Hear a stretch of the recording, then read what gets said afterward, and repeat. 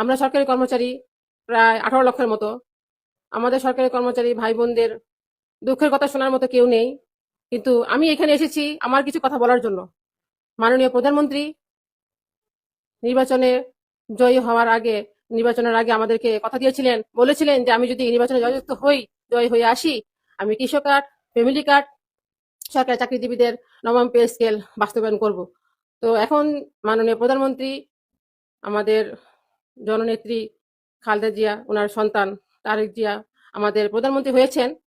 তো আমরা খুব আশাবাদী ছিলাম যে উনি আমাদের নির্বাচনে জয়যুক্ত হয়ে আমাদের সুসংবাদটা শোনাবে যে জাতীয় নবম পে স্কেল ঘোষণা যা কার্যকর হবে জানুয়ারি মাসের 1 তারিখ 2026।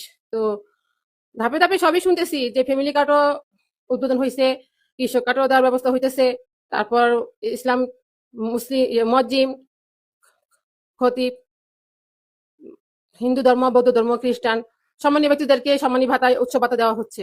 তো সবই শুনি, খবর দেখি, প্রত্যেকদিন খবর দেখি, খবর নিউজ দেখি, অনেক খবরই দেখি। তো মাননীয় প্রধানমন্ত্রী যে সকল উদ্যোগ গ্রহণ করেছেন এটার জন্য আপনাকে সাধুবাদ জানাই, আপনাকে অসংখ্য অসংখ্য ধন্যবাদ জানাই। কিন্তু যদি একটু শুনতাম যে আমাদের পে স্কেল নিয়ে কথা হচ্ছে, যে আমাদের পে স্কেল দেওয়া হবে, অমুক তারিখ থেকে কার্যকর হবে, তাহলে একটু শান্তি পেতাম।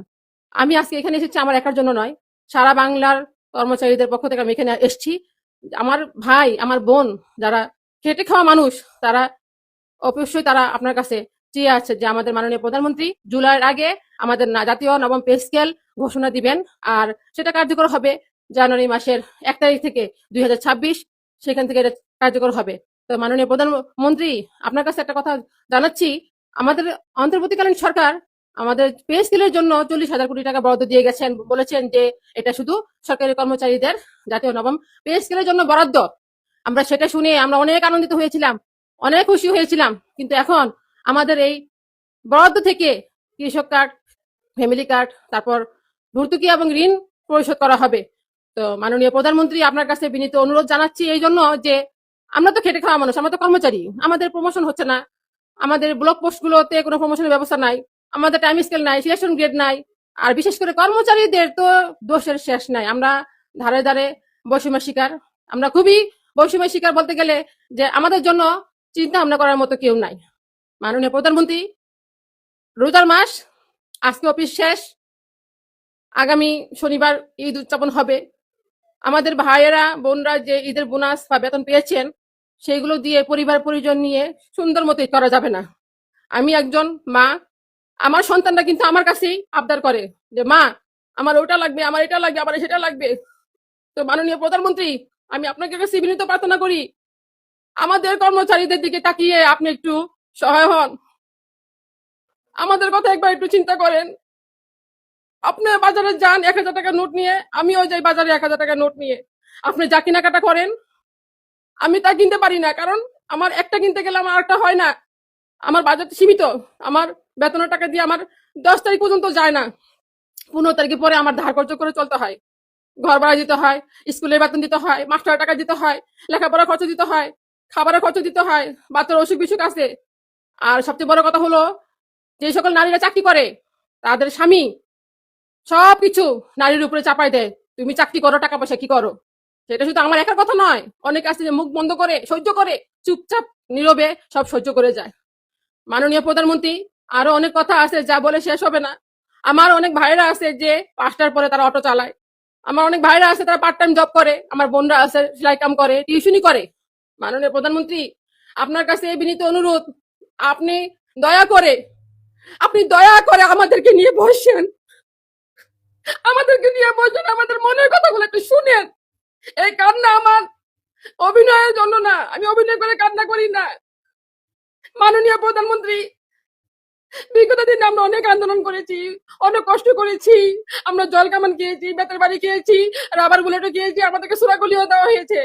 ফেব্রুয়ারি মাসের 12 তারিখে নির্বাচন হয়েছে। মাননীয় প্রধানমন্ত্রী, 6 ফেব্রুয়ারি আমাদের কর্মচারী ভাইয়েরা শহীদ মিনার থেকে একটা মিছিল বের করে আপনার কাছে যাওয়ার জন্য বা যমুনাতে যাওয়ার জন্য, অন্তর্বর্তী সরকারের কাছে দেখা করার জন্য। মাননীয় প্রধানমন্ত্রী, তখন আমার এই ভাই বোনদের উপরে পুলিশি হামলা হয়, আমার ভাইদের উপরে ছোড়াগুলি দেওয়া হয়, আমার ভাইদেরকে লাঠি পেটা করা হয়, আমার ভাইরা খুব কষ্ট করে, তারা হাসপাতালে ভর্তি। আমার অনেক ভাই আছে যে এখন ঠিক মতো হাঁটতেও পারে না। তারা কি করবে না তারা চিকিৎসা করবে, তাদের চিকিৎসার জন্য কি এগিয়ে আসবে? কেউ এগিয়ে আসে না।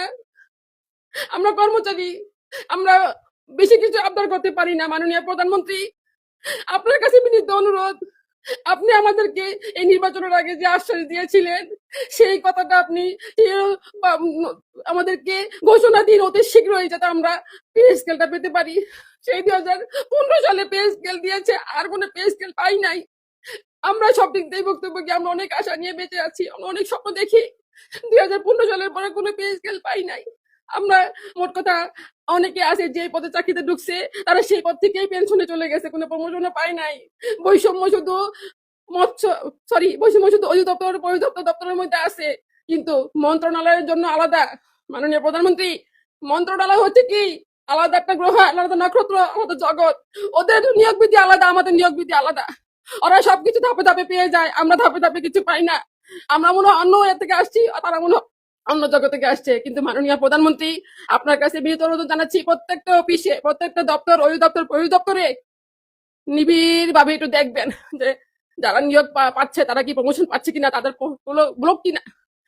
মাননীয় প্রধানমন্ত্রী, ঈদ সামনে করে আপনার কাছে বিনীত অনুরোধ জানাচ্ছি, লম্বা ছুটিতে সবাই যাচ্ছে, ঈদের পরে যেন সবাই এসে ঠিক মতো অফিস করতে পারে।